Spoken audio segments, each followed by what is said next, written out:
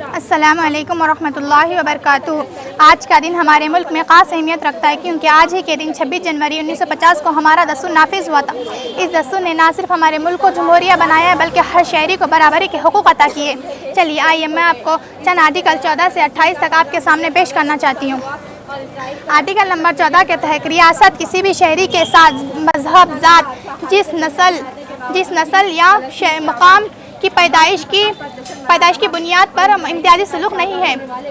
ہر شخص کے ساتھ یکساں سلوک کرنا عین کی ذمہ داری ہے۔ یہ آرٹیکل ہمیں یہ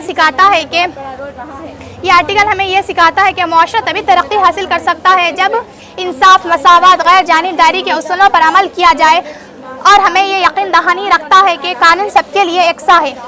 آرٹیکل نمبر 15 کے تحت ریاست ہر شہری کے ساتھ چاہے وہ کسی بھی مذہب کا ہو تفریق نہیں کر سکتی۔ اس کا مطلب یہ ہے کہ ہر شہری کو اپنے مذہبی قاعدے اور کی یکساں تفریق کی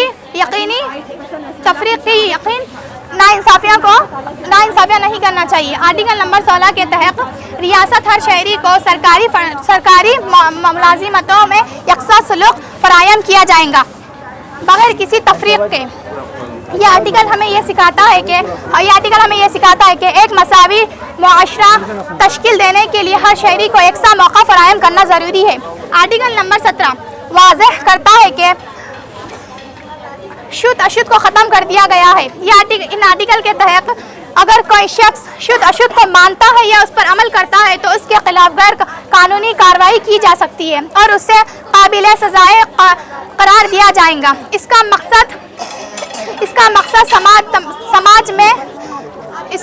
سماج میں تمام افراد کو یکساں حقوق اور عزت دی جائیں گی۔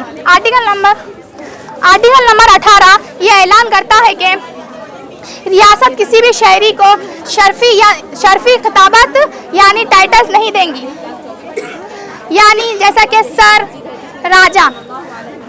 یہ آرٹیکل ہمیں یہ سکھاتا ہے کہ کوئی بھی شخص اپنے نام کے ساتھ ایسے خطابات استعمال نہیں کرنا چاہیے جو دوسروں کے لیے برتر یا کم تر ہونے کا احساس پیدا کرے۔ آرٹیکل نمبر 19 کے تحت ہر شہری کے کچھ بنیادی آزادیوں کا تعین کرتا ہے جن میں سے ایک آزادی اظہار ہے۔ اس کا مطلب یہ ہے کہ ہر شہری کو چاہیے کہ پرامن طریقے سے اپنے خیالات اور عقائد کا اظہار کرنے کا حق ہے۔ موجودہ حالات میں نفرت انگیزی تقاریر اور جھوٹے پروپیگنڈا کی وجہ سے مسلمانوں کے خیالات کو دبانے کی کوشش ہو رہی ہے۔ آرٹیکل نمبر 20 کے تحت قانون کے سامنے برابری کا حق دیتا ہے۔ اس کا مطلب یہ ہے کہ ہر شہری قانون کی نظر میں برابر ہے۔ موجودہ حالات میں مسلمانوں کو اکثر قانون کے تحت امتیازی سلوک کیا جا رہا ہے۔ پولیس، عدالتی نظاموں میں مسلمانوں کے ساتھ نقصان دہ رویہ ہوتا ہے۔ آرٹیکل نمبر 21 زندگی اور ذاتی آزادی کا حق دیتا ہے۔ اس کا مطلب یہ ہے کہ ہر شہری بغیر کسی خوف اور خطرے کے جینے کا حق ہے۔ موجودہ حالات میں مسلمانوں کو اکثر تشدد اور قتل کے جرم کا نشانہ بنایا جا رہا ہے۔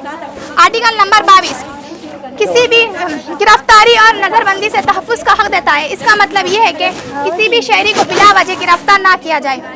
موجودہ حالات میں مسلمانوں کو گرفتار بغیر جھوٹے مقدمات میں پھنسایا جا رہا ہے اور گرفتار کیا جا رہا ہے۔ آرٹیکل نمبر 25 میں یہ بتایا جا رہا ہے کہ ہر فرد کو مذہب پر عمل کرنے اور اس کی تبلیغ کرنے اور پیروی کرنے کا حق ہے۔